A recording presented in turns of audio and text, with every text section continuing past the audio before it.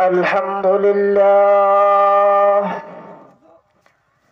الحمد لله الذي غمر العباد بلطائف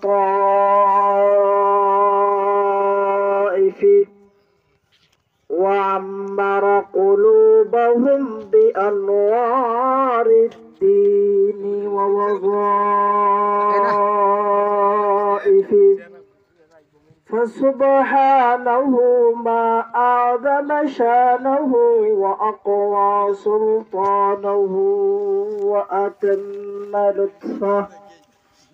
وأتم لطفه وأعم إحسانه ونشهد أن سيدنا وسندنا وحبيبنا وأولانا ومولانا محمدا عبده ورسوله. أعوذ بالله من الشيطان الرجيم.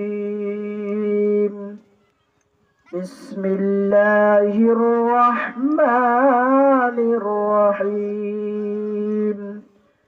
يا أيها الذين آمنوا توبوا إلى الله توبة نصوحا عسى ربكم أن يكفر عنكم سيئاتكم ويدخلكم جنات تجري من تحتها الأنهار. وقال النبي صلى الله عليه وسلم التائب من الذنب كمن لا ذنب له. وقال النبي صلى الله عليه وسلم كل بني آدم خطأ وخير خطائين التوابون.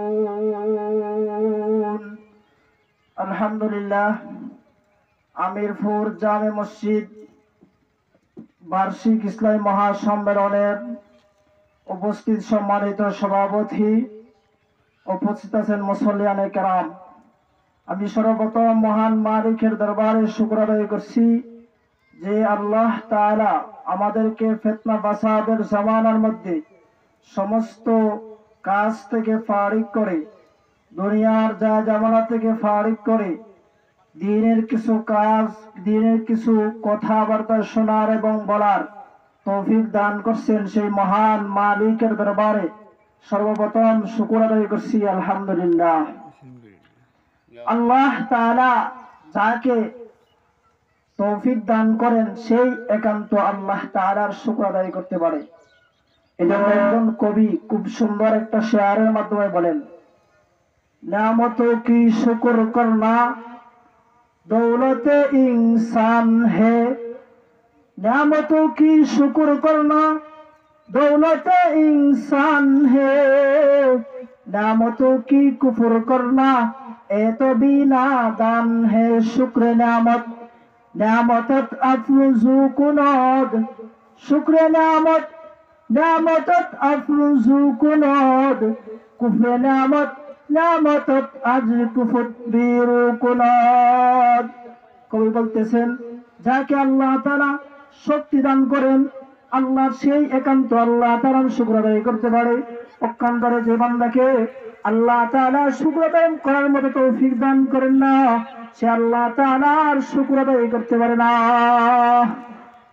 সময় অতি সংক্ষিপ্ত, আমি যা সূরাতুত তাহরিমের পবিত্র 30 পারার সূরাতুত তাহরিমের একখানা আয়াতে কারিমা, পাশাপাশি নবী আলাইহিস সালাম এর অসংখ্য আহাদিসের ভান্ডার থেকে ছোট্ট খাট্ট 2খানা হাদিস তেলাওয়াত করেছি। আয়াত এবং হাদিসকে সামনে রেখে কিছু সামান্য সময় 10-15 মিনিট কিছু আলোচনা করার চেষ্টা করব।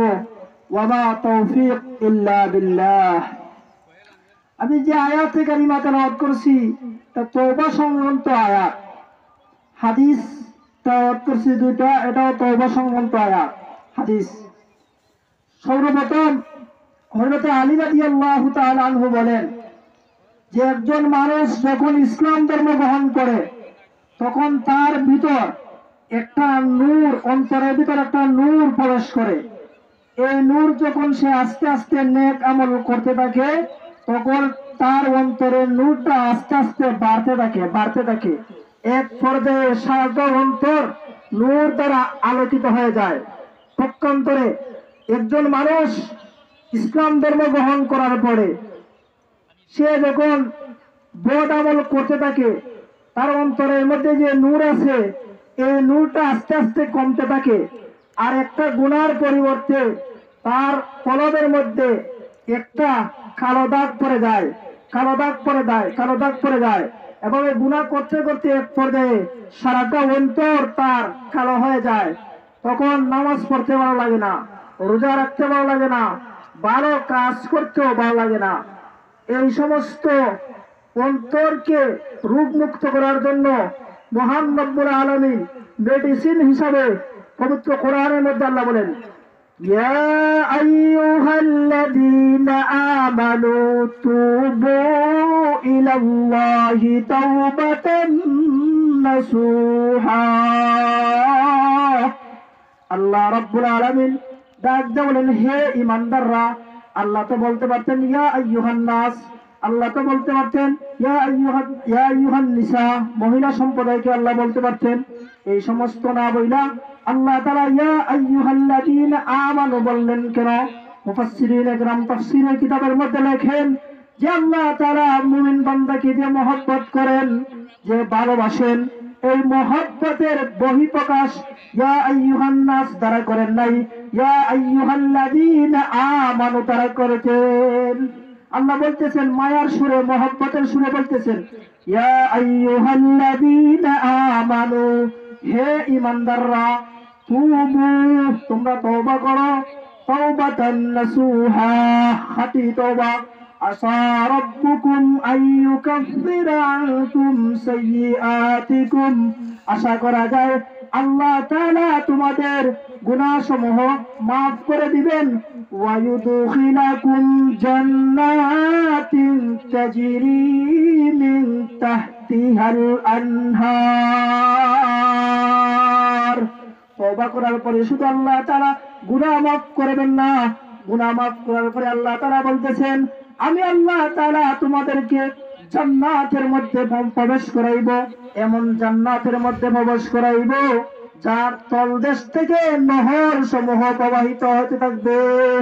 মুফাসসিরিনে কেরাম এই আয়াতের তাফসীরের মধ্যে বলেন যে নহর, বিভিন্ন রকম নহর রয়েছে জান্নাতের মধ্যে। বান্দা যাওয়ার পরে যে সমস্ত নহর অনেকগুলা নিয়ামত পাইবে, এর মধ্যে এক প্রকার নিয়ামত হলো নহর, এবং দুধের নহর থাকবে, শরাবের নহর থাকবে, মধুর নহর থাকবে, আরো বিভিন্ন রকমের নহর এই জান্নাতের মধ্যে বইতে থাকবে। বান্দার যা ইচ্ছা তা জান্নাতের মধ্যে পান করতে পারবে।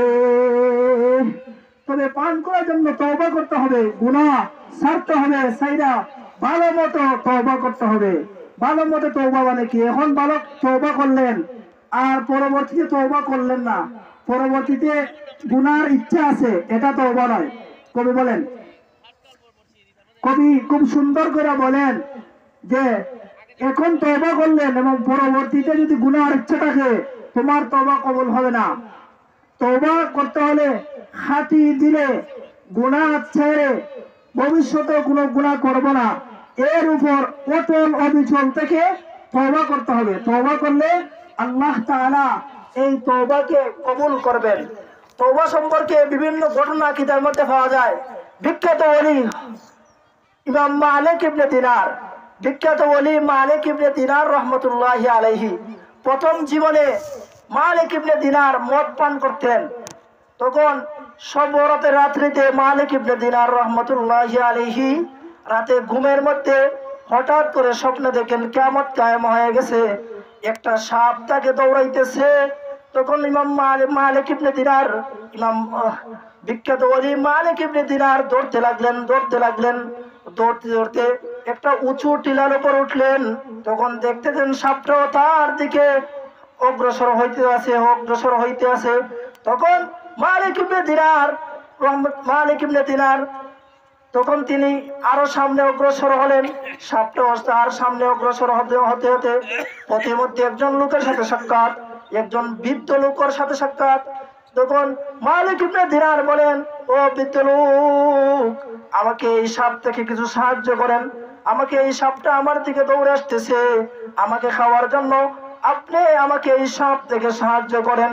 বিখ্যাত ওলি মালিক ইবনে দিনার বলেন, বৃদ্ধ লোক বলে, আমি তোমাকে সাহায্য করতে পারবো না, আমি এমনিতেই দুর্বল, আমি তোমাকে সাহায্য করতে পারবো না। তখন মালিক ইবনে দিনার দৌড়তে লাগলেন। আর শিশু অবস্থায় মালিক ইবনে দিনারের একটা মেয়ে মারা গেল।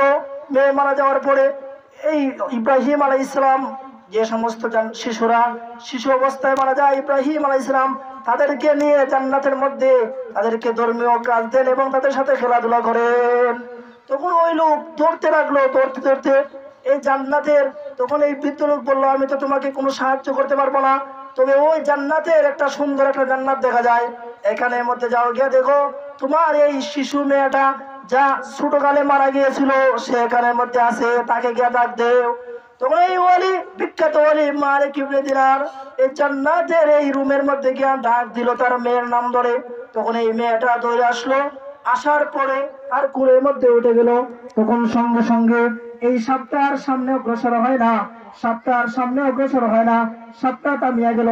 তখন এই ওলি ডাক দিয়ে বলেন, হে আমার মেয়ে, আমি তো শিশুকালে মারা গিয়েছিলাম, কিন্তু আমি জানতে চাই যে তুমি আমার কাছে আসার সাথে সাথে এই সাপটা কেন আর আমার দিকে অগ্রসর হয় না। তখন এই মেয়ে বলল যে, বাবা তুমি জানো না আমি তখন এই মহিলা বলল, এই মেয়ে বলল, বাবা তোমার গুনার কারণে এই সাপটা তোমার দিকে দৌড়াচ্ছে, এটা হলো তোমার জীবনের বদ আমল, এই বদ আমল সাপের আকৃতিতে হয়ে তোমার দিকে দৌড়ে আসছে। আর তখন এই পিতা তার মেয়েকে ডাক দিয়ে বললো যে, একজন বৃদ্ধ লোককে দেখলাম, বৃদ্ধ লোক আমাকে কোনো সাহায্য করতে পারলো না, সে তো আমার কোনো সাহায্য করতে পারলো না। তখন তার মেয়ে ডাক দিয়ে বলে, বাবা এই বৃদ্ধ লোক হলো আপনার জীবনের বদ আমল, সাপ হয়ে সাপের আকৃতিতে আপনাকে দৌড়ায়, আপনার জীবনের নেক আমল অতি দুর্বল, এজন্য আর আপনার পক্ষান্তরে আপনার বদ আমল অতি সবল, এই সবল হয়ে সাপের আকৃতি হয়ে আপনাকে দৌড়ায়, আপনাকে এই বৃদ্ধ লোক সাহায্য করতে পারে না। তখন ওই মেয়ে ডাকতে বলল, আলাম ইয়ানিল্লাযী আন তাখশা কুলুবুহুম লিযিকরিল্লাহ, এই আয়াত তেলাওয়াত করে পিতাকে বলল যে, তোমার কি এখনো সময় আসে নাই, এখনো কি গুনাহ ছাড়তে মন চায় না, জিন্দেগির 2 ভাগের 1 ভাগ চলে গেছে, এখনো কি তোমার মন চায় না গুনাহ ছাড়তে। তখন এই ওলি তখন ঘুম থেকে জাগ্রত হইয়া দেখেন সবরাতের সময় এখনো বাকি আছে। তখন তিনি ওযু করিয়া নামাজ আরম্ভ করতে লাগলেন। এক পর্যায়ে তিনি আল্লাহ তাআলার ইবাদত বন্দেগী করতে করতে বিখ্যাত ওলি মালিক ইবনে দিনার হয়ে গেলেন। তওবার সম্পর্কে, গুনাহ করলে তওবার অনেক ফজিলত আছে, যে তওবা করলে আল্লাহ তাআলা বান্দার অন্তরের সমস্ত গুনাহ সমূহ আল্লাহ তাআলা মাফ করে দেন। অন্তরের কালো যে মরিচা দাগ আছে এটাও আল্লাহ তাআলা দূর করে দেন। তবে জিকিরের মাধ্যমে, গুনাহ করার পরে জিকিরও করতে হবে, জিকিরেরও ফজিলত আছে।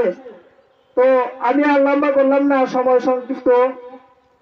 ওয়া আখিরু দাওয়ানা আলহামদুলিল্লাহ।